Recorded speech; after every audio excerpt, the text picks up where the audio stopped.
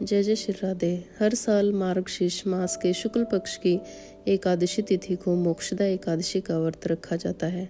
नारद पुराण के अनुसार भगवान विष्णु को मोक्षदा एकादशी का व्रत अति प्रिय है।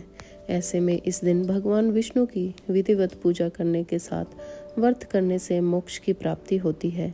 इस साल मोक्षदा एकादशी का व्रत दिसंबर 2025 को रखा जा रहा है। आइए जानते हैं मोक्षदा एकादशी की संपूर्ण व्रत कथा। पौराणिक कथा के अनुसार चंपा नगरी में एक प्रतापी राजा वेखानस रहते थे, जो सभी वेदों का ज्ञानी था। उनके प्रताप और अच्छे स्वभाव के कारण उनकी जनता हमेशा प्रसन्न रहती थी। एक दिन राजा ने सपने में देखा कि उनके पिता नरक में यातनाएं झेल रहे हैं। अपने इस सपने के बारे में उन्होंने अपनी पत्नी को बताया और कहा कि मैं यहाँ सुख से हूँ और मेरे पिता को इतना कष्ट है। इस पर राजा की पत्नी ने उन्हें आश्रम में जाने की सलाह दी। राजा जब आश्रम पहुँचे तो उन्होंने कई तपस्वियों को देखा। राजा ने ऋषियों से अपनी बात वहाँ मौजूद पर्वत मुनि को बताई।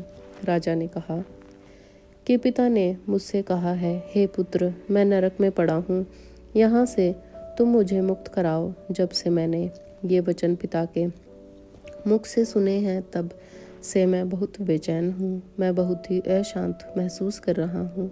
मुझे इस राज्य, धन, पुत्र, स्त्री, हाथी, घोड़े आदि में कुछ भी सुख प्रतीत नहीं होता। ऐसे में क्या करूँ? और अपनी परेशानी बताते हुए उनके आंखों से आंसू आने लगे। आगे राजा ने कहा, हे ब्राह्मण देवताओं, इस स्वपन के कारण इतना कष्ट पहुंच रहा है कि मेरा सारा शरीर जल रहा है। अब आप कृपा करके कोई तपदान व्रत आदि बताएं, जिससे मैं अपने पिता को नरक से मुक्त करा सकूं। उस पुत्र का जीवन व्यर्थ है जो अपने माता पिता का उद्धार न कर सके। एक उत्तम पुत्र जो अपने माता पिता तथा पूर्वजों का उद्धार करता है, वह 1000 मूर्ख पुत्रों से अच्छा है। तब ब्राह्मणों ने राजा से कहा, हे राजन, यहाँ पास ही भूत भविष्य वर्तमान के ज्ञाता पर्वत ऋषि का आश्रम है। आपकी समस्या का हल वे जरूर करेंगे। ऐसे में राजा पर्वत ऋषि के आश्रम पहुँचे। राजा के आश्रम में देखा कि अनेक शांत चित्त योगी और मुनि तपस्या कर रहे थे। उसी जगह पर्वत मुनि बैठे थे। राजा ने मुनि को देखते ही उन्हें साष्टांग दंडवत किया। मुनि ने राजा से सांगोपांग कुशल पूछी। राजा ने कहा कि महाराज, आपकी कृपा से मेरे राज्य में सब कुशल है, लेकिन अकस्मात मेरे चित्त में अत्यंत अशांति होने लगी है। ऐसा सुनकर पर्वत मुनि ने आंखें बंद की और भूत विचारने लगे। इसके बाद पर्वत मुनि से सारा सच जाना और राजा को कहा कि तुम एक पुण्य आत्मा हो जो अपने पिता के लिए इतने परेशान हो, लेकिन इसकी बिल्कुल भी ज़रूरत नहीं है, क्योंकि तुम्हारे पिता अपने कर्मों का फल भोग रहे हैं। तुम्हारे पिता ने तुम्हारी माता को बहुत यातनाएं दी हैं, इसी के कारण उन्हें नरक भोगना पड़ रहा है।